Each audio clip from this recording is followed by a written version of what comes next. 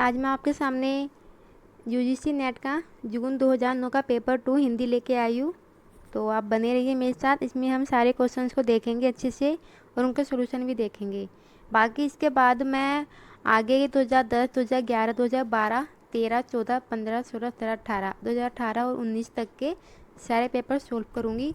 तो अगर आपको बेनिफिट है, अगर आपको अपने लिए ये यूजफुल लगती है वीडियो, तो आप इसे लाइक कीजिए, कमेंट कीजिए कि आपको कैसी लगी और हमारा चैनल प्लीज़ सब्सक्राइब करिएगा। बाकी आप बने रहिए। चलिए शुरू करते हैं। क्वेश्चन 1 है, हिंदुस्तानी भाषा का रूप क्या है? तो जो हिंदुस्तानी भाषा है वो हिंदी व उर्दू का एक मिश्रण रूप है। इसमें संस्कृत के तत्सम शब्द और अरबी फारसी के शब्द कम होते हैं। यही हिंदी और उर्दू का वह रूप है जो भारत की जनता रोज़मर्रा की ज़िंदगी में यूज करती है। ये देवनागरी लिपि में लिखी जा सकती है। तो ये हिंदी उर्दू मिश्रित रूप है इसका। इनमें कौन सी बोली पश्चिमी हिंदी वर्ग की नहीं है?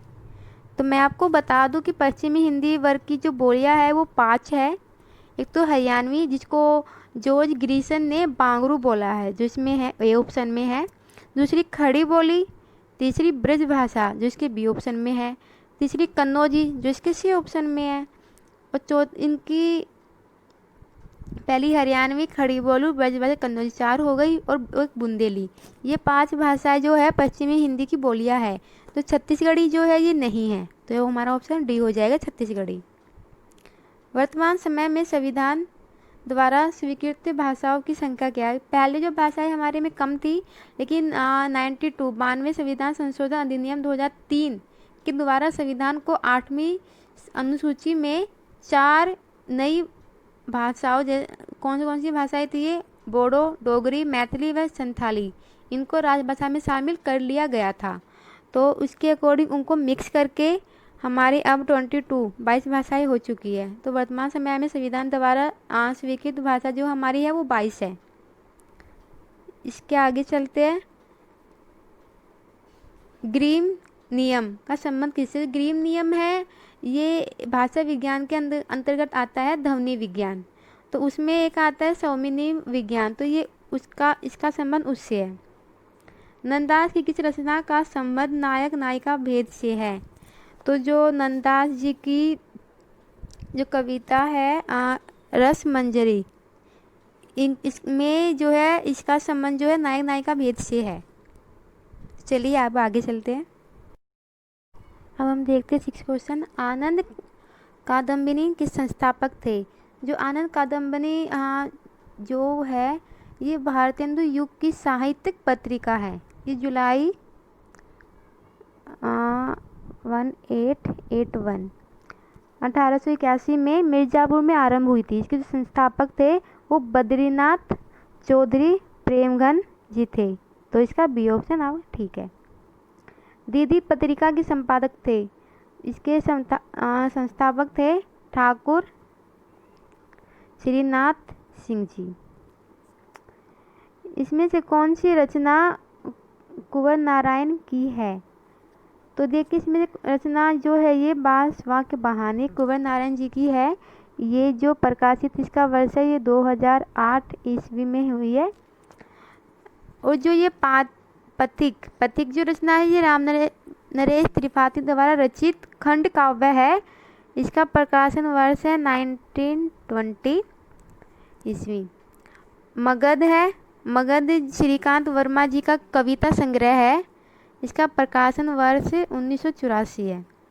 पहाड़ पर लालटेन, ये मंगलेश डबराल जी की रचना है और इसका प्रकाशित वर्ष है 2014। तो ये सब भी आपको पता रहना चाहिए। आगे चलते हैं। लड़ाई के नाटककार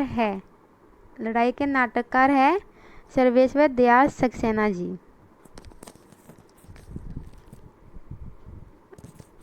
कब्बे और काला पानी के कहानीकार है? इसके जो कहानीकार है निर्मल वर्मा जी है। और जो निर्मल वर्मा जी की जो एक और है परिंदे, वो भी काफ़ी इम्पोर्टेंट है। जो ये है कब्बे और काला पानी, इसकी प्रकाशन वर्ष है 1983। और जो इनकी कहानी जो परिंदे है उसका प्रकाशन वर्ष है 1960। रमणीयार्थ प्रतिपादक शब्दम काव्यम किस आचार्य का कथन है? तो ये जो कथन है ये पंडित राज जगन्नाथ जी का है। 12 क्वेश्चन है इसमें, इनमें कौन बावरी पंथ से संबंधित नहीं है? तो इनमें से पलटू साहब जी बावरी पंथ से संबंधित नहीं है क्योंकि ये सतनामी संप्रदाय संबंधित है। अगला देखते हैं। कब को तेरत दीन हम होत न श्याम सहाय, तुम हो लागी जगत गुरु जगनायक जगबाई। इस दोहे में कवि जो है वो शिकायत करता है। जनगण मन अधिनायक जय है, प्रजा विचित्र तुम्हारी है, भूख भूख चिल्लाने वाली अशुभ अमंगलकारी है। ये जो लाइन है ये नागार्जुन जी की कविता की है। इनका एक कविता काव्य संग्रह है हजार हजार बाहु वाला, जिसका प्रकाशन वर्ष है 1981 मतलब 1981। उसमें से ये कविता है एक सच ना बोलना। तो जो भी कविता है सच ना बोलना, उसमें से ये पंक्तियाँ ली गई है। अगला देखते हैं। सवंगी रचना किसकी है? जो सवंगी रचना है ये रज्जब जी की है। नेक्स्ट देखते हैं। प्रगतिशील लेखक संघ की स्थापना भारतवर्ष में कब हुई थी? जो प्रगतिशील की लेखक की स्थापना भारतवर्ष में हुई थी 1936 ईस्वी में। ये भारत में, ये लखनऊ में इसका प्रथम अधिवेशन हुआ था और इसके प्रथम अध्यक्ष थे मुंशी प्रेमचंद जी। तो ये आपको पता रहना चाहिए। अगला देखते हैं। दक्षिण भारत हिंदी प्रचार सभा का मुख्यालय कहाँ है? तो दक्षिण भारत का हिंदी प्रचार का सभा का मुख्यालय है मद्रास में। मद्रास में जो चेन्नई है वहाँ पे है और इसकी जो स्थापना है वो गांधी जी द्वारा की गई थी। चलिए आगे चलते हैं। 18 क्वेश्चन है। हिंदुस्तानी पत्रिका का प्रकाशन किस संस्था ने प्रारंभ किया था? तो हिंदुस्तानी पत्रिका प्रकाशन जो है वो हिंदी अकादमी ने किया था। ये प्रयाग में है या कह सकते हैं कि इलाहाबाद में स्थित है। आगे देखते हैं। शेष स्मृतियाँ संस्मरण के लेखक है। तो शेष स्मृतियाँ इसके लेखक है कुंवर चंद्र प्रकाश सिंह जी। आगे चलते। झागियाँ निकलती है ढोंग विश्वास की, बदबू आती है मरी हुई बात की, सवाम में अब नहीं डोलूंगा, नहीं नहीं मैं यह खिड़की नहीं खोलूंगा। यह पंक्तियाँ किसकी है? तो जो ये पंक्तियाँ सर्वेश्वर दयाल सक्सेना जी की है। आगे चलते हैं। निम्नलिखित रचनाओं का काल क्रमानुसार सही अनुक्रम लिखिए। तो इनका सही अनुक्रम है बी सेकंड, क्योंकि जो बीसल देव जी है इनकी जो बीसल देव रासो है इसके जो लेखक है नरपति नालय है और इसकी जो रचना का प्रकाशन समय है वो 1212 है प्रकाशन वर्ष। इसके बाद आता है आखिरी कलाम। आखिरी कलाम है ये जायसी द्वारा लिखी गई है। वैराग्य संदीपनी ये तुलसीदास द्वारा लिखी गई है और बैग नायिका भेद ये रहीम द्वारा लिखी गई है। चलिए आगे चलते हैं। निम्नलिखित हिंदी समाचार पत्रों का काल क्रमानुसार सही अनुक्रम रेखांकित कीजिए। तो इसका जो आंसर होगा इसमें होगा बी ऑप्शन सही होगा। पहले जो आज है, आज जो समाचार पत्र है वो 1920 में प्रकाशित हुआ था। उसके बाद कर्मवीर भी 1920 में हुआ था, 1920 में। उसके बाद विशाल भारत, जो विशाल भारत है ये आप हुआ था 1928 में हुआ था। और जनसत्ता है, जनसत्ता 1980 में हुआ था। तो इसके अकॉर्डिंग बी आंसर हमारा ठीक होगा। तरीका देखते हैं। दिनकर की रचनाओं का सही अनुक्रम रेखांकित कीजिए। तो देखिए इनमें से कोई भी आंसर जो इसमें ठीक है नहीं दरअसल, क्योंकि इसमें आप खुद देखिए जो हुंकार है ये हमारी है 1939 की और रेणुका जो हमारी है ये 1935 की है और रसवंती जो हमारी है ये 1940 की है और उर्वशी जो ये हमारी है ये 1961 की है।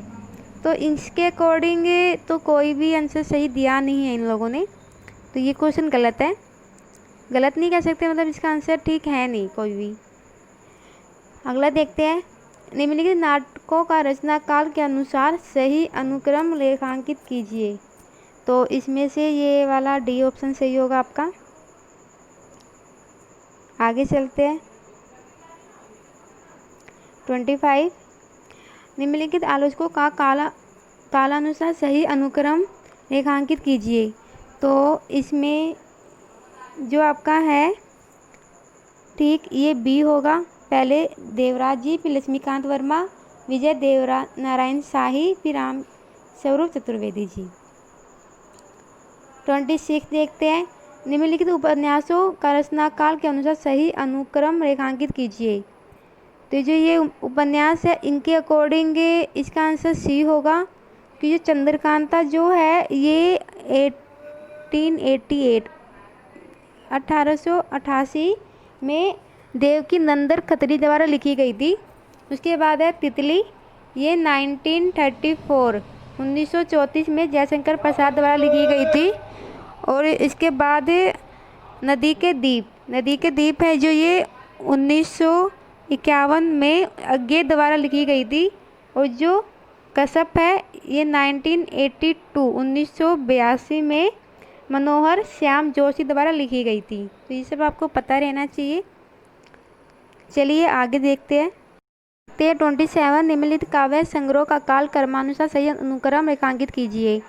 तो इसके अकॉर्डिंग जो है हमारा ऑप्शन होगा ए सही। भगनदूत, ये भगनदूत है जो ये 1933 में लिखा गया था, जो कि अज्ञे द्वारा लिखा गया था। मंजीर 1941 में लिखा गया था, जो गिरिजा कुमार माथुर द्वारा लिखा गया था। उसके बाद चांद का मुंह टेढ़ा है, ये 1964 में लिखा गया था, जो मुक्ति बोध द्वारा लिखा गया था। उसके बाद है साखी 1983 में लिखा गया था, जो विजय देव नारायण शाही द्वारा लिखा गया था। अगला देखते हैं, निम्नलिखित का सही अनुक्रम क्या है। तो इनका जो सही अनुक्रम है ये सी होगा। संरचनावाद पहले तो आता है, फिर अस्तित्ववाद आता है, फिर फ्रॉइडवाद आता है, फ्रॉइड ने लिखा था, फिर उत्तर संरचनावाद आता है। अब आगे चलते हैं 29, निम्नलिखित निबंध संग्रहों का रचना काल के अनुसार सही क्रम रेखांकित कीजिए। तो रचना काल के अकॉर्डिंग जो इसमें भी कोई भी सही दिया नहीं है, वो कैसे, वो मैं आपको बताती हूँ। चाबुक है ये 1951 में था, निराला द्वारा लिखा गया। उसके बाद परंपरा का मूल्यांकन ये था हमारा 1981 में 1981 में रामविलास शर्मा द्वारा लिखा गया था। उसके बाद नई कविता का आत्म संघर्ष तथा अन्य निबंध जो ये है ये 1964 में मुक्ति बोध द्वारा लिखा गया था। और आत्म परग ये 1983 में 1983 में अज्ञे द्वारा लिखा गया। तो इनके प्रकाशन वर्ष के अकॉर्डिंग तो देखिए इसमें से कोई भी ऑप्शन सही दिया नहीं हुआ है, तो इसलिए आगे चलते हैं। निम्नलिखित काव्य आंदोलनों का सही कालानुक्रम रेखांकित कीजिए। तो इसमें जो सही है इसका ऑप्शन है बी। जो नई कविता है ये 1954 में लिखी गई थी। और नकेनवाद है ये 1956 में लिखी गई थी। ए कविता है 1965 में लिखी गई थी। और जो युयुतवाद है ये 1965 में ही लिखी गई थी। तो ये हमारा हो गया। आगे चलते हैं, जब हम आगे देखते हैं 31 क्वेश्चन, निम्नलिखित उपन्यास और उनके नारी पात्रों को सुमेलित कीजिए। तो देखते हैं, जो परख उपन्यास है उसका नारी पात्र क्या है।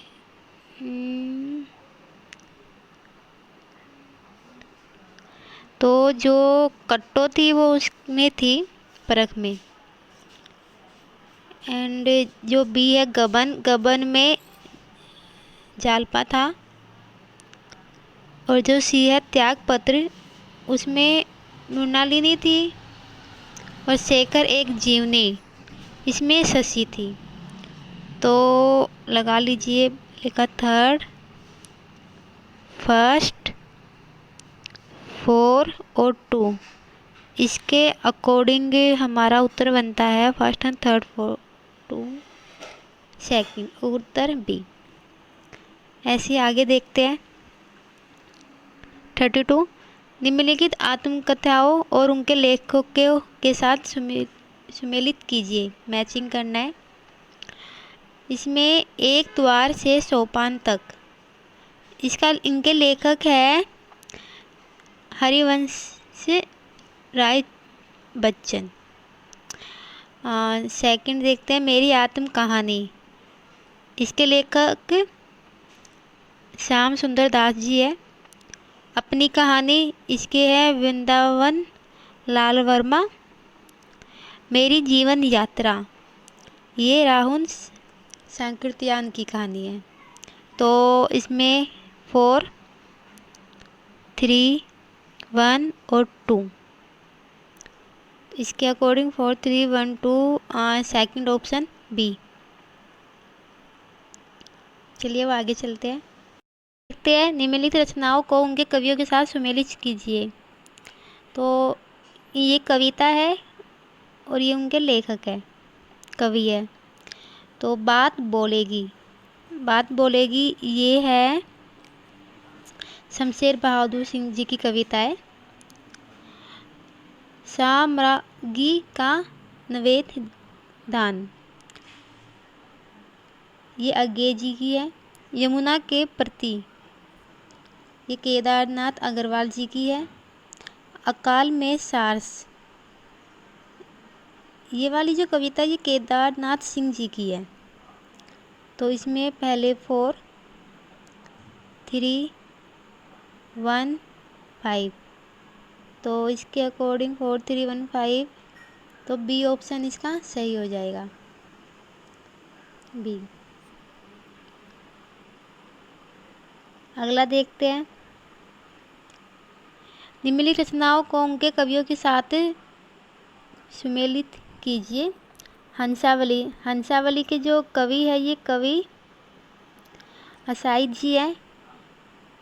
चंदायन, चंदायन के जो कवि है ये मुल्ला दाऊद जी है। सत्यवती के जो कवि है ये ईश्वर दास जी हैं। और मुर्गियावती के कवि कुतुबन है। तो इसके अकॉर्डिंग हमारा फर्स्ट ही सही हो जाएगा इसमें, तो इजी था। आगे देखते हैं। निम्नलिखित उपन्यासों और उनके लेखकों के साथ सुमेलित कीजिए। तो जो अप्सरा उपन्यास है ये निराला जी का है। जो मृगनयनी है ये वृंदावन लाल शर्मा जी का है। करम भूमि प्रेमचंद जी का। और मित्रों मरजानी जो है ये कृष्णा सोपती जी का है। तो इसके अकॉर्डिंग हमारे 3, 1, 2 और 4, आंसर 1 ही ठीक हो जाएगा। आगे देखते हैं, निम्नलिखित ग्रंथ और ग्रंथकारों को सुमेलित कीजिए। रस गंगाधर जो लिखा था ग्रंथ वो लिखा था पंडित राज जगन्नाथ जी ने। साहित्य दर्पण जो लिखा था विश्वनाथ जी ने लिखा था। काव्य प्रकाश लिखा था मम्मट जी ने। और वक्रोक्ति जीवितम ये लिखा था कुंतक जी ने। तो इसके अकॉर्डिंग हमारा ऑप्शन 1 ठीक हो जाएगा। अब आगे देखते हैं। 37, निम्नलिखित काव्य पंक्तियों को उनके कवियों के साथ सुमेलित कीजिए। तो राष्ट्रगीत में भला कौन यह भारत भाग्य विधाता है। तो ये काव्य पंक्ति किसने कही थी। ये काव्य पंक्ति कही थी रघुवीर सहाय जी ने। क्या करूँ जो शंभुधनु टूटा हमारा, ये बोला था गिरिजा कुमार माथुर जी ने। अब मैं कवि नहीं रहा, काला झंडा हूँ, ये बोला था सर्वेश्वर दयाल सक्सेना जी ने। साधो आज मेरे सत की परीक्षा है, ये बोला था विजयदेव नारायण सिंह ने। तो इनका 3, 1, 2, 4 ये क्रम 3, 1, 2, 4 ये है, आंसर हो जाएगा सेकंड। अगला देखते हैं।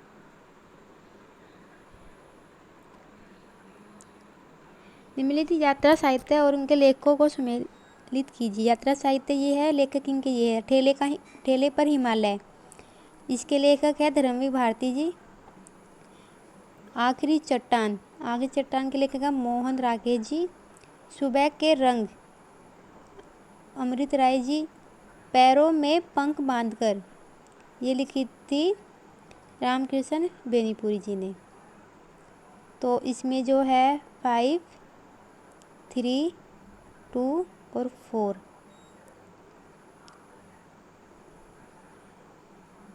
5, 3, 2, 4 3, 2, 4 डी आंसर हो जाएगा इसका। अब आगे देखते हैं 39। निम्नलिखित साहित्यिक वादों के साथ संबंधित कवियों का सुमेलन कीजिए। प्रगतिवाद था ये त्रिलोचन। हालावाद के कवि है बच्चन जी। एक कविता के है जगदीश चतुर्वेदी जी। और प्रयोगवाद के है अज्ञे जी। तो 5, 4, 2 और 1, तो इसके अकॉर्डिंग हमारा 5, 4, 2, 1 ये ए आंसर हो जाएगा। ये देखते हैं। निम्नलिखित पत्र पत्रिकाओं को उनके संपादकों के साथ सुमेलित कीजिए। तो ये पत्र पत्रिकाओं में संपादक दिए हुए। सबसे पहले है भारतेंदु जी। भारतेंदु जो पत्रिका है ये लिखी थी राधाचरण गोस्वामी। ब्राह्मण पत्रिका लिखी थी प्रताप नारायण मिश्र जी ने। विशाल भारत ये लिखी थी बनारसी दास चतुर्वेदी जी ने। आज लिखी थी शिव प्रसाद गुप्ती जी ने। तो 3, 2, 4 और 1, तो देखते हैं किसमें है 3, 2, 4, 1, ये बी ऑप्शन हमारा ठीक हो जाएगा। 41 स्थापना और तर्क। ये एक स्थापना दे रखी है, मतलब कहीं से भी निबंध से एक लाइन या किसी के कवि के बारे में, और साथ में उसका रीजन की जो हमने ऊपर स्थापना दी है उसका रीजन ये है नीचे वाला। तो हमें देखना है कि स्थापना और रीजन वो मैच होते हैं या नहीं होते हैं, और वो सत्य है या नहीं है। तो पहला देखिए स्थापना। नाट्य का अपनी समग्रता से परिचय देना ही नट कर्म के आगे पीछे जो मूल प्रयोजन है वहाँ तक जाना पड़ेगा। तो ये सही है बिल्कुल। इसका रीजन क्योंकि नटकर्म का प्रयोग में कवि रचित काव्य प्रस्तुत किया जाता है, ये भी बिल्कुल सही है। तो इसमें दोनों सही है, तो इसका बी ऑप्शन हो जाएगा। ए और आर दोनों सही है। आगे देखते हैं 42। करुणा लोगों की श्रद्धा को अपनी ओर खींचती है, ये बिल्कुल सही है। क्योंकि करुणा का विषय दूसरों का दुख नहीं है, ऐसा बिल्कुल भी नहीं है, क्योंकि करुणा सुख या दुख दोनों विषय करुणा के होते हैं। तो इसमें ए सही है और आर गलत है, तो हमारा ए ऑप्शन हो जाएगा। आगे देखते हैं।